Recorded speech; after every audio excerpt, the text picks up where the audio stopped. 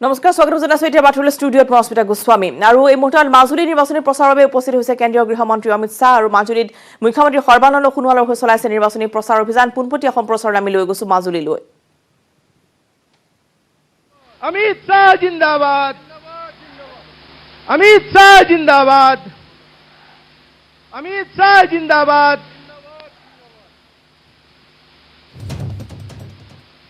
কেন্দ্ৰীয় গৃহমন্ত্ৰী অমিত শাহ अमित शाह जिंदाबाद জুনাইৰ পৰা বৰ্তমান তেওঁ গৈ মাজুলীত উপস্থিত হৈছে গৈ আৰু আগন্তুক বিধানসভা নিৰ্বাচনৰ বাবে তিনিটাকৈ নিৰ্বাচনী প্ৰচাৰত তেওঁ অংশগ্ৰহণ কৰিব প্ৰথমটো ইতিমধ্যে জুনাইত তেওঁ জনতা সম্বোধন কৰিছে আৰু এই মুহূৰ্তত মাজুলীত গৈ তেওঁ উপস্থিত হৈছে গৈ মুখ্যমন্ত্ৰী সৰ্বানন্দ সোণোৱালৰ হৈ আজি নিৰ্বাচনী প্ৰচাৰৰ বাবে উপস্থিত হৈছে গৈ কেন্দ্ৰীয় গৃহমন্ত্ৰীগৰাকী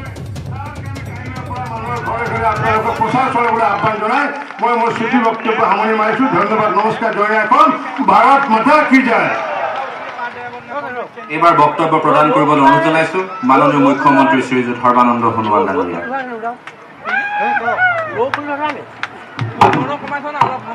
भारत माता की भारत माता की भारत माता की আজি আমাৰ মাজত আহি উপস্থিত হোৱা মাজুলীবাসী ৰাইজক আন্তৰিকতাৰে শুভেচ্ছা জনাবলৈ অহা দেশৰ শক্তিশালী গৃহমন্ত্ৰী পৰম শ্ৰদ্ধাৰ অমিত শাহ ডাঙৰীয়া আজি আমাৰ মঞ্চত উপস্থিত থকা ভাৰতীয় ৰাজ্যিক সমিতিৰ জনতা পাৰ্টিৰ সভাপতি পৰম শ্ৰদ্ধেয় ৰঞ্জিত কুমাৰ দাস ডাঙৰীয়া অসম গণ পৰিষদৰ মাননীয় সভাপতি অতুল বৰা ডাঙৰীয়া আৰু সন্মিলিত গণশক্তি অসমৰ মাননীয় সভাপতি পৰমানন্দ সাৰঙীয়া ডাঙৰীয়া সাংসদ প্ৰধান বৰুৱা ডাঙৰীয়া মন্ত্ৰী নলকুমাৰ দলে ডাঙৰীয়া বিধায়ক ডক্টৰ অনুজ পেগু ডাঙৰীয়া বিধায়ক ভুৱন পেগু ডাঙৰীয়াৰ লগতে ডিউ অট'নমাছ কাউন্সিলৰ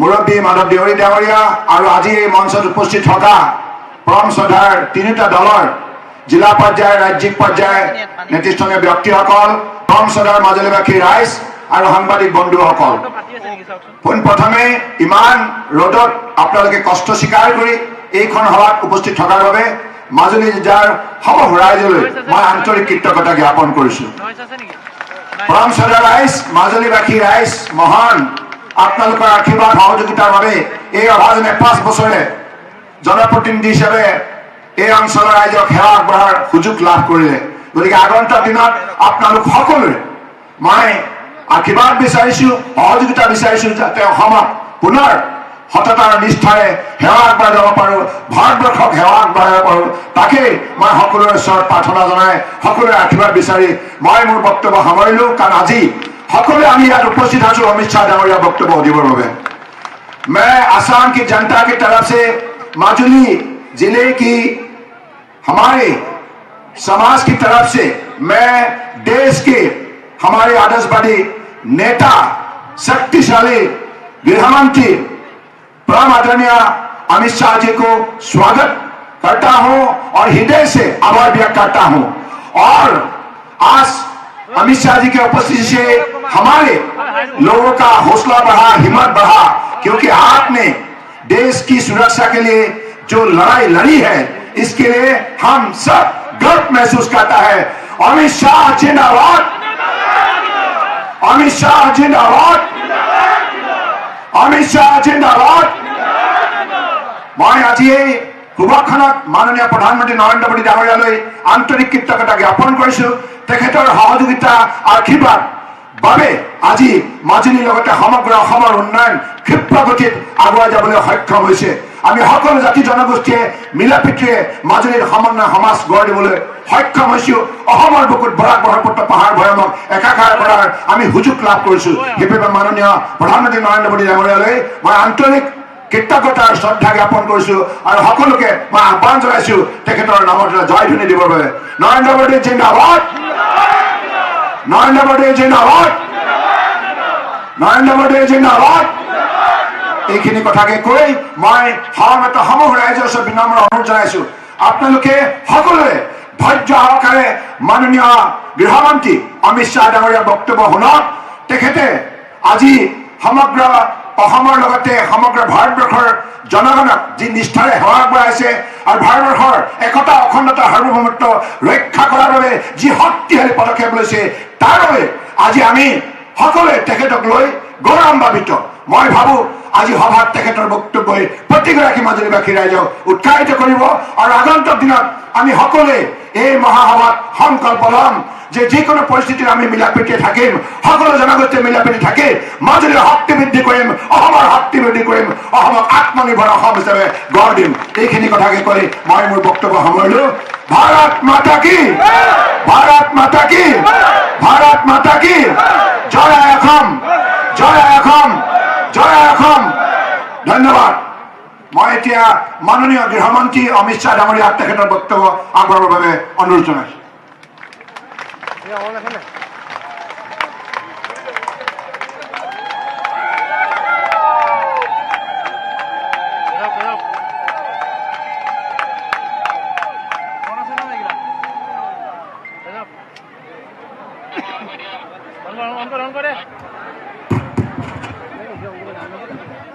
मेरे साथ बोलिए, भारत माता की। क्यों भाई, मजूली वाले को क्या हो गया है? ऐसी आवाज होती है क्या? देखो मोदी जी बंगाल में है, बंगाल तक आवाज पहुंचनी चाहिए। मेरे साथ दोनों हाथ उठाइए, फिर से एक बार सरकार बना के निश्चय की मुट्ठी बींचिए और प्रचंड आवाज से बोलिए, भारत माता की, भारत माता की। मंच पर उपस्थित आसाम के लोकप्रिय मुख्यमंत्री और यहीं के ही आपके लोकप्रिय विधायक श्रीमान सर्बानंद सोनोवाल जी, हमारे प्रदेश अध्यक्ष श्रीमान रंजीत कुमार दास जी, भाजपा के साथ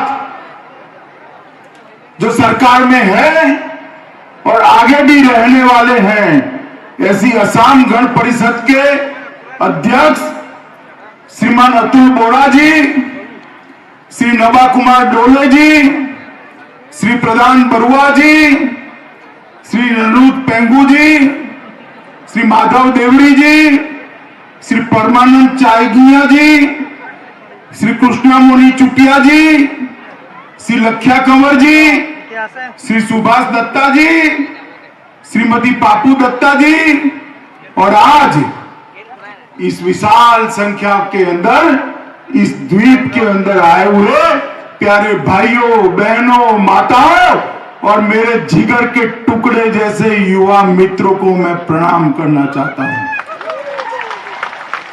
मित्रों, आज मैं यहां पर आप सभी को हमारे प्रत्याशी सर्बानंद जी को फिर से एक बार सभी रिकॉर्ड तोड़ने वाले बहुमत से जिताने की अपील करने के लिए आया। मित्रों, 2016 के चुनाव में मैं पार्टी का अध्यक्ष था। हम जब कहते थे कि बीजेपी और आसाम गण परिषद मिलकर असम में पूर्ण बहुमत की सरकार बनाएंगे, हमारे मीडिया वाले भाई हम पर हंसते थे, कहां से होगी सरकार। मगर ये आसाम की जनता का ही आशीर्वाद था कि भारतीय जनता पार्टी और गण परिषद की पूर्ण बहुमत की सरकार बनाने का आपने आशीर्वाद। उस वक्त हमने कहा था कि हम अगर मोदी जी के नेतृत्व में, सर्बानंद के नेतृत्व में आप सरकार बनाने का मौका देते हो तो हम असम को आतंकवाद मुक्त असम बनाएंगे। हमने कहा था कि हम असम को घुसपैठिया मुक्त असम बनाएंगे। हमने कहा था हम असम को आंदोलन मुक्त असम बनाएंगे। हम असम को कर्फ्यू मुक्त आंदोलन असम बनाएंगे। और आज 5 साल हो गया, मैं आपके सामने हिसाब देने आया हूं। ये सर्बानंद सोनोवाल और हेमंत विश्व शर्मा की सरकार ने मोदी जी के नेतृत्व में आसाम को आतंकवाद मुक्त आसाम बनाने का काम समाप्त किया। आसाम को आंदोलन मुक्त बनाने का काम समाप्त कर दिया है। सैकड़ों आसामी युवाओं पर एक कांग्रेस पार्टी ने गोलियां चलाई थी, हमारे युवा मारे गए थे। आज आसाम के अंदर आंदोलन भूतकाल बन गया है, किसी को आंदोलन करने की जरूरत नहीं है। सबका साथ, सबका विकास और सबका विश्वास के सूत्र पर हम आगे बढ़ रहे हैं। मित्रों, 5 साल सर्बानंद जी ने सरकार चलाई। इस जमाने में 5 साल में ढेरों आरोप लग जाते हैं, मगर आज पूरा विपक्ष इकट्ठा मिलकर ये राहुल बाबा समेत पूरा विपक्ष इकट्ठा होकर हमारी भाजपा सरकार पर एक भी भ्रष्टाचार का आरोप नहीं लगा पाए हैं। सर्बानंद जी ने एक पारदर्शी सरकार चलाई और आसाम को भ्रष्टाचार मुक्त भी किया है। मित्रों, मैं आज यहां पर आया हूं तब एक विशेष बात करना चाहता हूं। श्रीमान शंकरदेव न केवल आसाम, न केवल माजुली द्वीप, ये पूरे भारत के अंदर न वैष्णव संस्कृति का प्रादुर्भाव करने वाले श्रीमान शंकरदेव पूरे भारत के लिए श्रद्धा के केंद्र है या नहीं है? हम सबके लिए बताओ भाई, है या नहीं है? मैं अभी गया था उनके सत्र में बरदोवा में, वहां पर घुसपैठियों ने कब्जा जमाया था। मैंने कहा था कि मेरा हेलीकॉप्टर कहां उतारोगे, तो उन्होंने कहा वही भूमि पर उतारेंगे जहां घुसपैठियों ने कब्जा जमाया था। मुझे थोड़ा आश्चर्य लगा कि भाई मेरा हेलीकॉप्टर घुसपैठियों के बीच में कैसे उतारेंगे, मगर माताओं, बहनों, भाइयों, मैं वहां गया, एक भी घुसपैठिया नहीं था। सारी सत्र की भूमि आज मुक्त करा दी गई।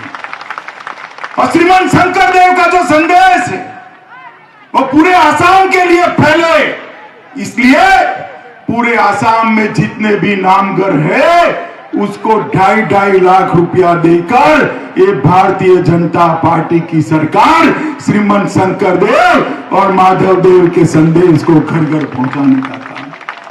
ये हमारा काजीरंगा, विश्व भर के पर्यटक यहां आ सकते हैं, मगर आएंगे कैसे? वहां भी बदरुद्दीन अजमल के घुसपैठिए कब्जा जमा कर बैठे थे।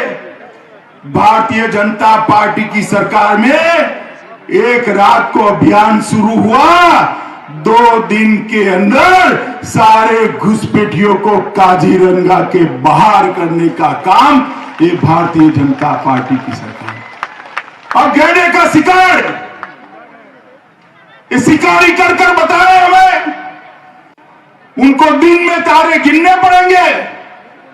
और जिस बदरुद्दीन अजमल के इशारे पर श्रीमान शंकरदेव के सत्रों की भूमि कब्जाई थी, हमारे काजीरंगा के जंगलों की भूमि कब्जाई थी, वही बदरुद्दीन अजमल आज कांग्रेस की गोदी में बैठकर सरकार बनाने के लिए आया है। मित्रों, सरकार बनाने के लिए मैं विशाल सभा के सामने कांग्रेस के राहुल गांधी को पूछना चाहता हूं, राहुल बाबा, आसाम की जनता को बताओ, एक गोदी में बदरुद्दीन अजमल को बिठाकर आप आसाम को कैसे घुसपैठिया मुक्त बनाओगे भाई?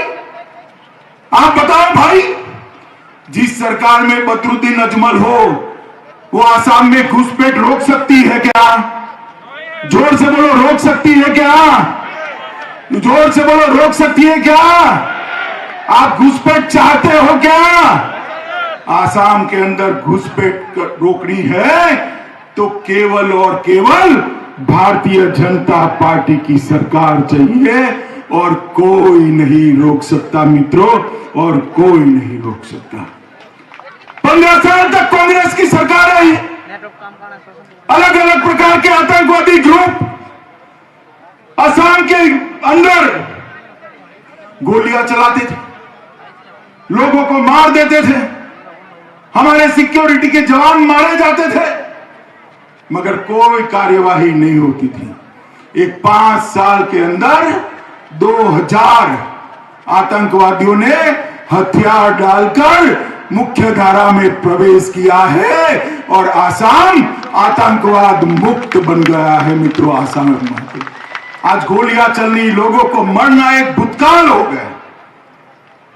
बोडोलैंड का समझौता हमने किया, पूरे आसाम के अंदर आज शांति और विकास का वातावरण बना है। मित्रों, मैं इतना ही कहना आया हूं कि 5 साल में नरेंद्र मोदी जी के नेतृत्व में हमने ढेर सारे विकास के काम किए हैं। मित्रों, और ये मजूली आपका तो ऐसा हुआ है कि मुख्यमंत्री ही आपकी कॉन्स्टिट्यूएंसी से था, तो भला क्यों कुछ बाकी रखेगा। मैं आपको बताने चाहता हूं, ये मजूली का विकास देखकर मुझे कई बार होता है कि शायद मेरी कॉन्स्टिट्यूएंसी में ऐसा काम हो जाता।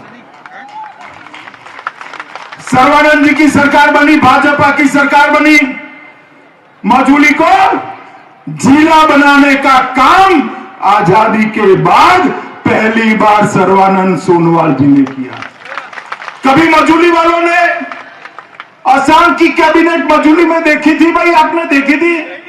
जरा जोर से बोलो, देखी थी?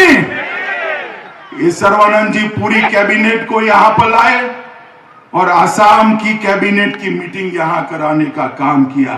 अभी अभी 1 महीना पहले 18 फरवरी को देश के प्रधानमंत्री नरेंद्र मोदी जी ने वीडियो कॉन्फ्रेंस के जरिए 700 करोड़ की लागत से जोरहाट से जोड़ने वाला एक ब्रिज बनाने का काम किया है, जो मजूली को जोरहाट से ब्रह्मपुत्र के ऊपर होकर आप आपका गाड़ी लेकर जोरहाट जा सकते हो। भाई, नाव में बैठने की जरूरत नहीं है, हवा में उड़ने की जरूरत नहीं है। ये विकास भारतीय जनता पार्टी के अलावे कोई नहीं कर सकता। एक जिले के लिए 700 करोड़ का ब्रिज बनाने का काम मोदी जी ने किया है। मित्रों, पहले मजूली केवल नदी मार्ग से पहुंचा जा सकता था। मजूली जिले के केराला गांव में आसाम के पहले हेलीपोर्ट बनाकर सर्वानंद जी ने इसको आसाम के साथ जोड़ने का काम किया। आप हेलीकॉप्टर से भी जा सकते हो, नाव से भी जा सकते हो और 2-3 साल के बाद ब्रिज से भी जा सकते हो। मित्रों, निमाती घाट में और मजूली के बीच कनेक्टिविटी के लिए मोदी जी ने रॉ-पैक्स जहाज की सेवाएं भी चालू करी है, जो आपको और कनेक्टिविटी की सुविधाएं देगी। माजुली और दुकियाखाना के बीच सड़क बनाने के लिए खुजिया तिनियाली से खेरकटिया सूती के बीच सड़क बनाने के लिए 23 करोड़ रुपया सड़क निर्माण का देने का काम ये भारतीय जनता पार्टी की सरकार ने किया। मित्रों, यहां मिसिंग कम्युनिटी भी रहती है। आलियाए लेगा उत्सव बहुत बड़ा उत्सव होता है, हर किसान का उत्सव होता है। पहले लोग अपने खर्चे से मनाते थे, अब आसाम की सरकार ने आलियाए लेगा उत्सव को सरकारी उत्सव बनाकर आप लोगों की